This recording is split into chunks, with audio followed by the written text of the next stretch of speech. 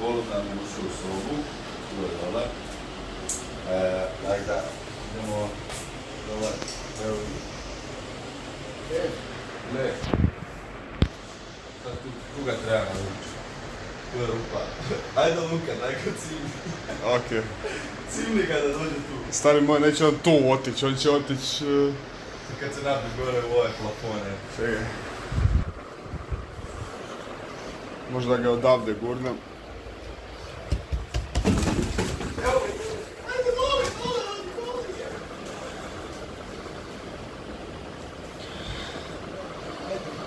Čekaj, ajde. Ajde, vidi. Evo ga. Evo, gle. Gdje bacim ga. Gdje je? Tu gore na klinije. Čekaj. Baci nešto malo, ne znam. To. Ajde, vidi. A vidi, jesi čorar! Vidi ga. Tu je čorar, evo ti rupa. To. Ajde. Yes. Danas idemo na prvi dan posla. Kolega i ja s faksa došli smo ovdje zapravo da raditi stručnu praksu. Radimo u firmi Invest India. Invest India je glavna agencija koja prikuplja sve strane investicije u Indiju i tu ćemo raditi 2 mjeseca, to je naš internship. Invest India je glavna državna agencija koja prikuplja strane investicije u Indiju, znači koja god kompanija želi ući na indijsko tržište ulazi preko ove agencije. Iako se tako ne čini, svi ekonomski analitičari predviđaju da će Indija uskoro biti vodeća ekonomska velesila, najviše zbog ogromne radne snage, te uspoređuju trenutnu situaciju u Indiji sa situacijom u Kini prije 20 godina. Ovo je za nas odlična prilika da se upoznamo s indijskim tržištem, te stečeno iskustvo iskoristimo u vlastitoj karijeri. Završili smo prvi dan posla, zapravo nismo niš puno ni radili, sam se upoznavali s ekipom i imamo privatnog vozača. Da. Imat ćemo svaki dan privatnog vozača koji će nas voziti na posao i s posla. Ne samo to, na autu piše državno vozilo, tako da... Luka je otišao u teretanu i ovaj stolić nije dobro namješten i dok se naslonio, prah proteinski je bio tu, pao je na pod i prosipalo se, tako da nemojte reći Luki da sam prosipao proteinski prah, molim vas. Imamo ponovo goluba, na balkonu je. Luka će ovaj put to riješit. Da, sad ću ilustrirati fanovima kako se tiraju golubovi sa balkona. Korak jedan uzeti jeftinu bocu spoda koja je upitna voda. A? Šta? Uspio sam. Kaj je otišao? Otišao. A di? Kroz mrežu. Ovaj dio mali. Svaka čast. Profesionalno. A šta radiš ti tu u Indiji u investicijskoj firmi da odbite rač goluba? Dobio sam unapređenje.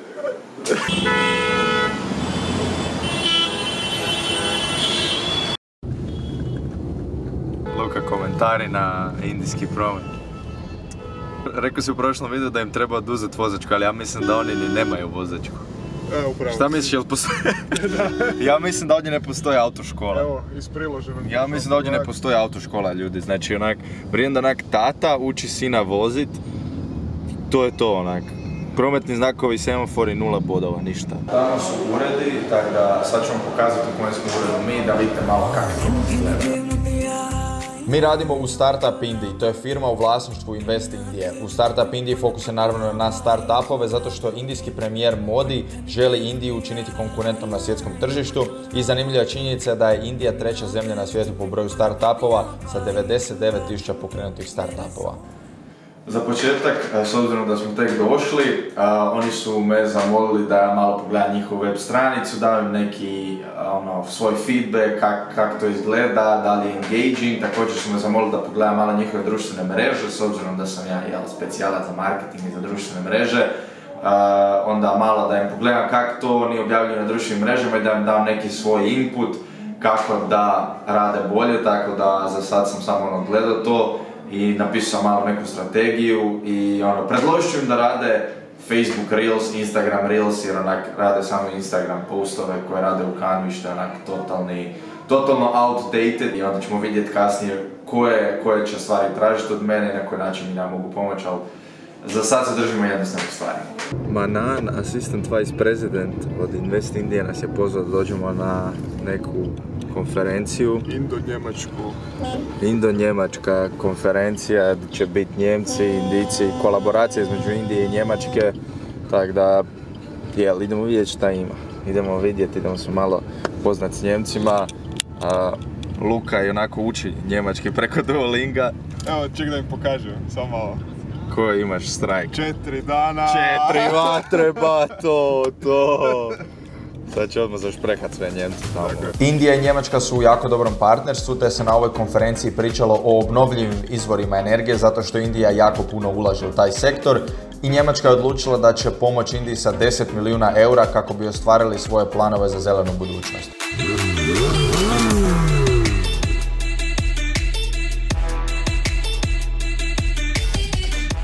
Upoznali smo neke zanimljive ljude, upoznali smo Lufthansa Technik CEO-a, upoznali smo managing directora u Rolls-Royce-u.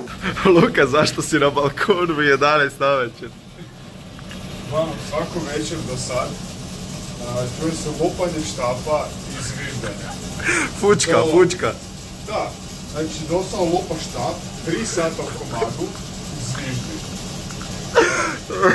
Indija. Pokušavamo otkriti ko je to da ga prebijemo. Da, to ćemo off camera. Tu je negdje, ajde Luka. Ne, tamo je daleko. Ne, uopće se ne vidi.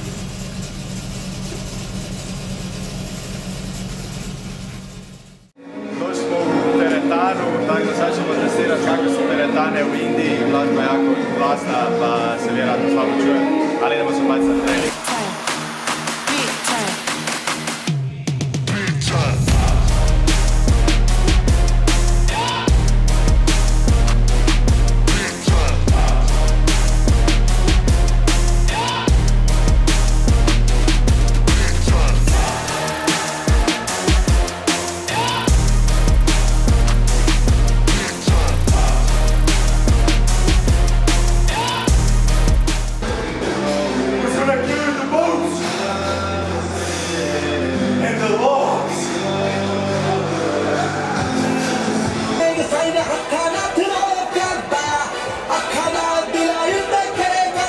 Evo ga, u noćnom provodu smo u New Deliju, znači ljudi, ja doslovno partijam sa assistant vice presidentom od Invest Indije, od firme u kojoj radimo, znači ja partijamo sa assistant vice presidentom. Znači valjda, sa jednim od najutjecajnijih ljudi u toj agenciji, koja je jedna od najutjecajnijih agencija u cijeloj Indiji, znači ja partijam s tim likom, tako da uglavnom odveo nas je po različitim noćnim klubovima i pokazao nam je noćni život malo u Deliju, tako da mislim, ne znam, sad je 2 ujutro, ne znam do koliko ćemo biti. Frajer je lud, frajer je legenda. Vidi krave na ulici. What the fuck? Idemo malo u razgledavanje New Delija, idemo razgledati neku grobnicu, Humayun Stum. Dobro, Humayun Stum. Pogledaj ovo, znači za Indijce 40 rupija, što je onak 50 centi, za strance 600 rupija, što je onak 6 eura, frajeru. Možda se mogu pretvorati da ste vjerne, Mislim da mi onak dižemo BDP Indiji, zato kaj nas svugdje pelješe, frajeru. Da, ja sam bio u shoppingu danas, tako da mogu to potvoriti. Znači, di god dođemo, neko nam uvijek nešto pokuša prodat, a čak i kad kupimo nešto, uvijek nam naplate veću cijenu. Mi pregovaramo s njima, znaš, ti negotiation, a frajeru, kak ti možeš negotiate kad ti frajer već 10 puta veću cijenu nabije i ti misliš da si dobio dobar deal? Luka u ulozi profesionalnog fotografa počne naplaćivati slike. They can't afford me.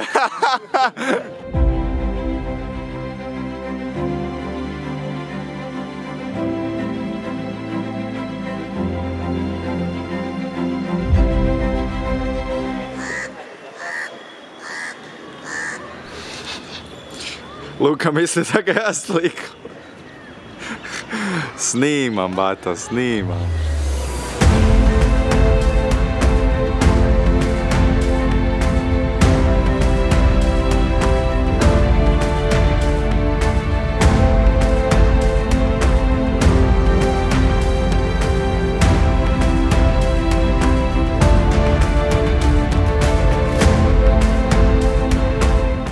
Sad će moje stručno oko odrediti kako. Ajde, okusni pupoljci. To je croissant sa piletinom koja je pečena u bjelanjku jajeta. Ja ću s koseljačina s prljavim rukama. Kristijan, zašto ne pereš ruke? Idemo taksijem prema doma. Doslovno, vozač onak samo otvori vrata i pljune na pod. Koja je najbolja stvar, oni ne zna uopće šta mi pričamo. Da, doslovno. Luka, prošla 2 tjedna u Invest Indiji, kak si zadovoljan?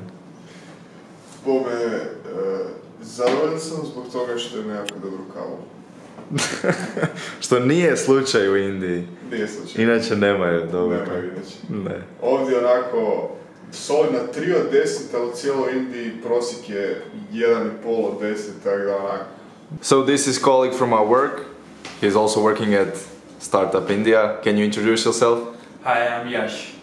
Yeah, how long have you been here? I've been here for about 2 weeks. Same as us. Yeah, Yeah. And how do you like it here? I think it's pretty great. The coffee is surprisingly good. Yeah, that's also what he said right now. My man! Luka uživa u indijskim slatkišima. Pokaži šta jedeš. Fox nuts. Šta je to? What are we saying? Sorry, I got locked out and... To je cvijet lotusa koji ću ja importirati u Hrvatsku i postati bogat.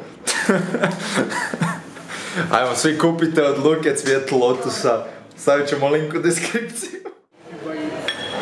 Trenutno smo na ručku sa kolegama iz Invest India. We are at lunch with colleagues from Invest India. This is... I'm Arjun and we are currently in Rohtak. Yes, and there's also another colleague. Guys, I'm Venkatesh. It's traveling to Hisar. We're having some puri, aloo and aloo Yeah. parathas right now. And this is Luka. This is Luka.